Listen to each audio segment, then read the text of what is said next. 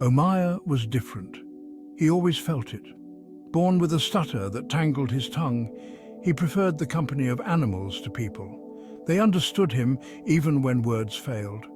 His family, simple farmers on the outskirts of Peshtigo, Wisconsin, loved him dearly. His father, a man of few words himself, taught him the ways of the land.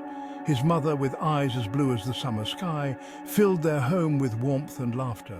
But Omiah held a secret, a gift and a curse. He sensed danger.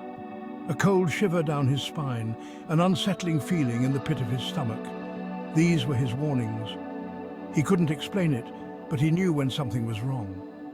The other children teased him, called him strange, but Tuula, with her fiery hair and spirit to match, never did.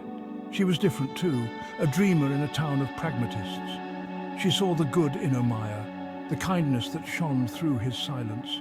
They were kindred spirits bound by an unspoken understanding. Then there was Nissa. She appeared one day, a wisp of a girl with eyes old beyond her years. A Native American, her tribe long gone from these parts, she spoke in hushed tones about the spirits of the forest. Omiah was drawn to her, to the sadness that clung to her like smoke. She was a puzzle he longed to solve. Nissa would tell him stories of the old ways, of the balance between man and nature. She spoke of warnings, of a fire that would consume all in its path. Omiah listened, his heart heavy. He felt it too, a growing unease that mirrored her words. The whispers started subtly. The wind seemed to carry voices, warnings lost in the rustling leaves. The animals, usually so calm, grew agitated, their movements frantic. Omiah felt a growing sense of dread, a knot of fear tightening in his chest. Peshtigo in 1871 was a town on the verge of prosperity.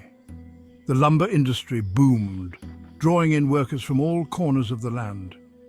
Yet, beneath the surface of progress, a rift had formed.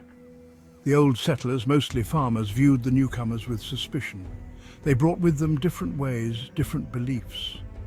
The Native Americans, pushed further and further from their ancestral lands, watched from the shadows. The summer of 1871 was unusually hot. The sun beat down relentlessly, baking the earth dry. The rivers and streams dwindled to a trickle. The forests, once lush and green, turned into tinderboxes waiting for a spark. The air itself felt heavy, thick with unspoken tension. Arguments broke out easily, fueled by fear and mistrust. Even the laughter seemed strained, a poor imitation of joy. Omiah could feel it, the growing discord, like a storm gathering on the horizon. The warnings grew stronger. The ground beneath Omiah's feet felt hot, as if the earth itself was burning. At night, the sky glowed an eerie orange, reflecting the flames that danced on the horizon. The animals were gone, vanished into the depths of the forest. One evening, as the sun dipped low in the sky, Omiah saw her. Nissa stood at the edge of the woods, her dark eyes filled with a terrible knowledge. "It's coming," she whispered, her voice thin and reedy. "The fire, it's coming for us all."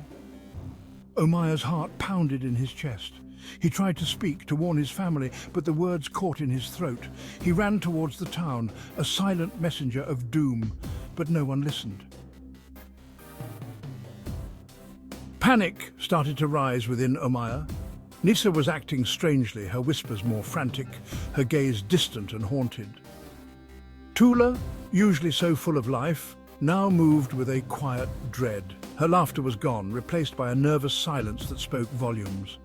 One afternoon, while seeking solace in the barn, Omiah overheard his parents arguing. His father, his voice gruff with worry, spoke of leaving, of heading north to escape the looming threat. But his mother, her voice laced with fear, refused. "We can't leave," she cried. "This is our home." The argument ended abruptly, leaving a heavy silence in its wake. Omiah, his heart heavy with a premonition he couldn't explain, knew he had to act. He had to warn Tuula, to convince her family to leave. But how could he? A boy ridiculed for his silence, possibly make them understand.